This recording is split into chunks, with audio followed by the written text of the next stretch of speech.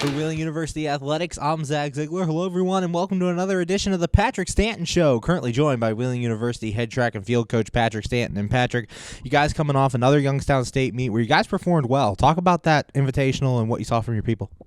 Yeah, I think it was basically what we wanted to get out of the day. Not that it was a perfect meet by any stretch of the imagination, but like we talked last week, we really just wanted to kind of get our even footing. I think Otterbein was kind of our meet to shake the rust off a little bit coming off a break. And then this YSU invite last weekend was kind of like, let's get back to business. Let's get back to where we were right before break. And I think that's exactly what we did. Looking at like the sprints and hurdles events, their times were very similar, right on or a little bit faster than what we ran at the first YSU meet in December. Jabez Reeves broke his school record, ran 0.01 seconds faster than the 60, which was great to see him just kind of pick up right where he left off. Jacob Pilock ran, I think, 0.05 seconds faster than his PR, which he ran at the YSU Icebreaker. Damian Jackson had a great race in the hurdles. Really across the board, that was kind of the vibe of the day. And talking about those, everybody saying their new PRs, how is that a testament to their hard work, just that they keep improving, and how do you keep making those gains that they do? Yeah, like we talked about last week, it's just consistency. We were very blessed and very, the coaches were very excited that a lot of our athletes were able to stay pretty consistent. Even if they couldn't find tracks, they were doing, at-home workouts, stair workouts. We were getting a lot of pictures and videos of them doing like stair repeats just like in their living rooms, which, obviously isn't perfect, but it was enough to just kind of connect the dots in fitness from last semester to this semester. So now that we are back on campus, we have been for a few weeks, we've been able to get that more event-specific work, and it's been paying off. And obviously the big storyline on the men's side, Jabez Reeves breaking his old school record, as you just said. Talk about his work and how he's been able to do that this season and be so successful. Yeah, really, he's been on another level this season. He worked hard last year, but I think last year was just kind of weird for everybody with COVID. We didn't know when we were going to be able to compete again. I think mentally that did a lot to people. And then he dealt with some injuries last year that he wasn't able to stay consistent with his training.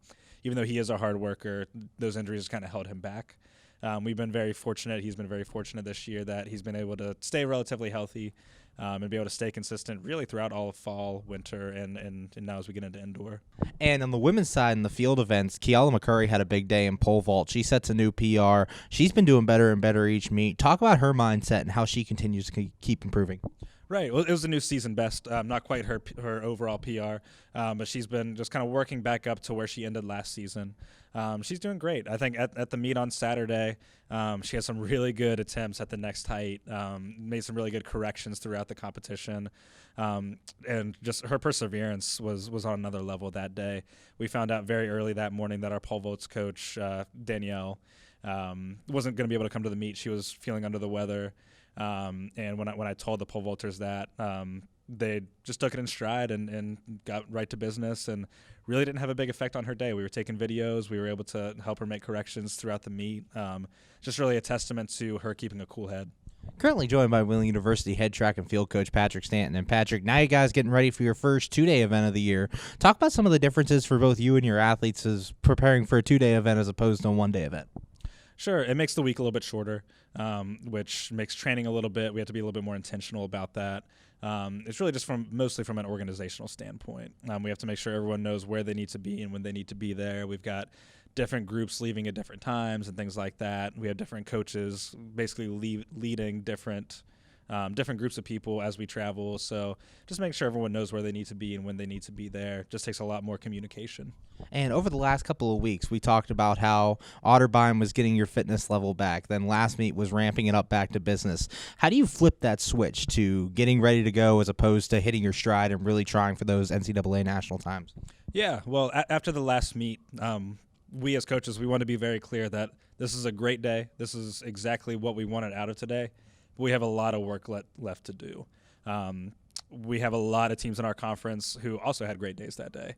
Right now, I think we wanted to make it clear, especially to our women who are used to being the favorites and used to being the lead, Right now, we're not the favorites. Right now, we are kind of coming from behind, and we want to make sure they sense that urgency, that it's not going to be a layup. It's not going to be given to us. We've got a lot of work to do if we want to get that championship on the women's side. The men, since they got second last year, they don't have that's not as new of a concept to them.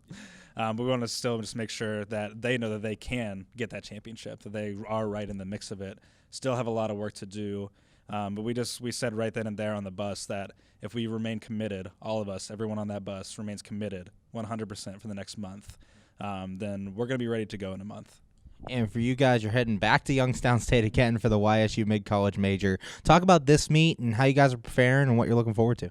Yeah, this is a huge meet. That's why they spread it out over 2 days. It's the most competitive meet that we've gone to so far. We just got the heat sheets for it, and it's looking like it's going to be a great meet for us. We've got some people in different events. We're trying to, on the women's side, trying our best to mimic what they're going to have to do at the conference championship in terms of their event slate. We've got Caroline running her first fresh 800 of the season. She's in a really good heat for it, so we're hoping for a fast time there. On the women's side as well, Savannah Anderson had a huge day in the 3K at the last meet. We're really just like a month into her training cycle. So we were really excited for her to come out and PR by about 30 seconds in that 3K.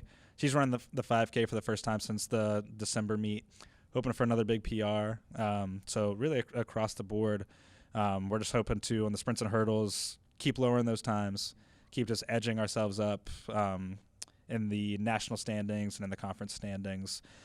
Julian and Jabez, who are already on the NCAA Provo list for the 60 hurdles and 60 meters respectively, they're both probably going to need about a 0.05 second drop if they want to punch their tickets to nationals. So we just want to keep getting closer and closer to those marks. Thanks, Patrick, and good luck this weekend. Awesome. Thank you. For Wheeling University Athletics, I'm Zach Ziegler.